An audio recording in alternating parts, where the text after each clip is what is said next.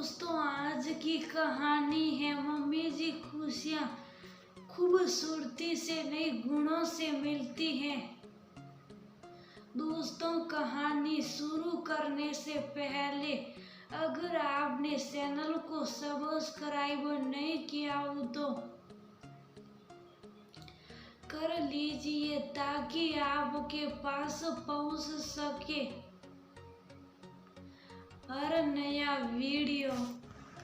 शादी के कुछ समय बाद जब अपने पति हिमांशु के साथ अपनी मम्मी से मिलने के लिए अपने घर आई तो उसका चमकता हुआ चेहरा देखकर उसकी मम्मी परमिला बोली, बेटी शादी के बाद तुम खुश तो हो ना? हिमांशु तुम्हें दुखी तो नहीं रखता?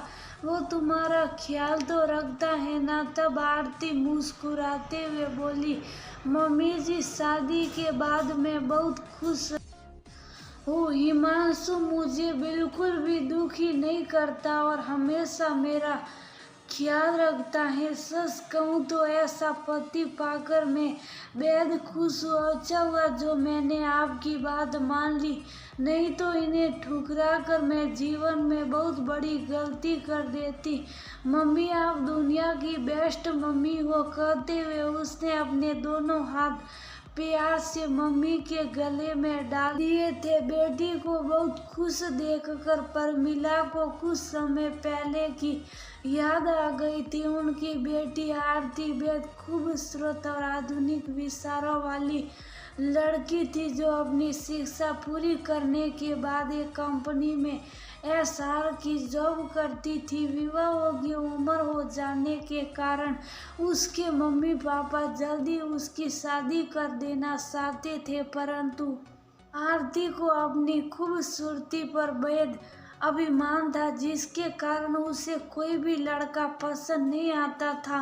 आरती के पापा ने उसके लिए कई लड़के जो देखने में ठीक थे और अपने पैरों पर भी खड़े थे तलाश किए, लेकिन सभी लड़कों में वह कोई ना कोई कमी निकाल कर उन्हें अस्वीकार कर देती थी, जिससे उसके मम्मी पापा बेहद परेशान हो गए थे। आरती की उम्र भी बढ़ती जा रही थी जिसे देखकर उसकी मम्मी ने मन ही मन एक निर्णय लिया। एक बार उनके पति ने जब आरती के लिए एक बेहद संस्कारी, पढ़ा लिखा और अच्छी पोस्ट पर कार्यरत हिमांशु नाम का लड़का पसंद किया तो उसे देखकर आरती मुंह बनाकर बोली, ये देखने में बिल्कुल भी अच्छा नहीं है, उसके साथ मेरी जोड़ी कैसे जमेगी? मुझे तो बिल्कुल अपने जैसा खूबसूरत वर चाहिए। ये सुनकर परमिला उसे समझाते हुए बोली, बेटी अपनी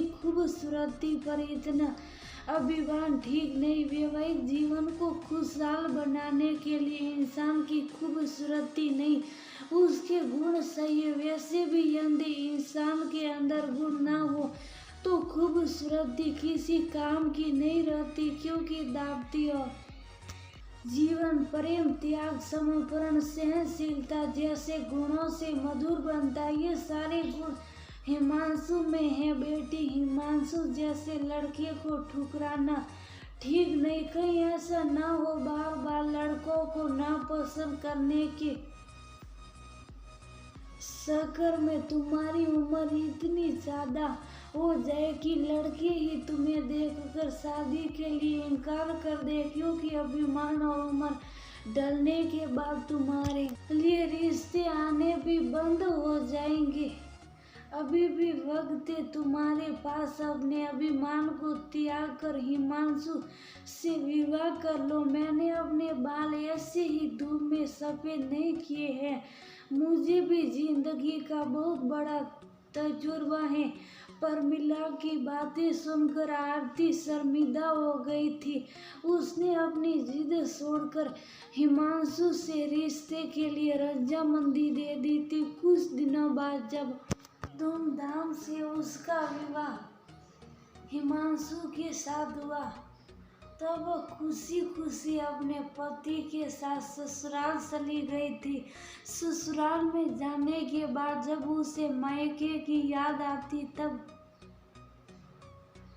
हिमांशु एक दोस्त की तरह उससे रोज किस्से कहानियां सुनाकर उसका मन बहलाता था। कभी उसकी तबीयत खराब हो जाती, उसका काम करने का मन नहीं करता था, तब हिमांशु उस पर गुस्सा होने की बजाय उसे भिन्न भिन्न प्रकार के व्यंजन बनाकर खिलाता था। कभी हिमांशु की कोई बात अच्छी न लगने पर वह रूठ जाती तो उससे लड़ने की बजाय वह माफी मांग कर उसे मना लेता था, जिससे आरती बेहद खुश हो जाती थी। अपने पति के अंदर अनेक गुणों को देखकर उसे अपनी मम्मी की कई बात याद आ जाती थी। मम्मी जी, मुझे खुश देखकर आप कहाँ खो गई?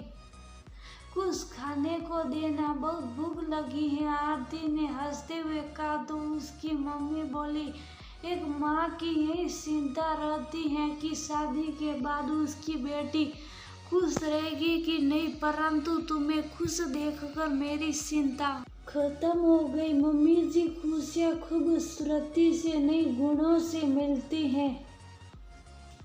मुझे समझ में आ गया। मुझे जिंदगी का सबक सिखाने के लिए आपका शुक्रिया, आरती ने हंसते हुए कहा तो प्रमिला खुशी से बोली, चलो अब जल्दी से नाश्ता कर लो, आज मैंने दामाद जी और तुम्हारी पसंद के व्यंजन बनाए हैं।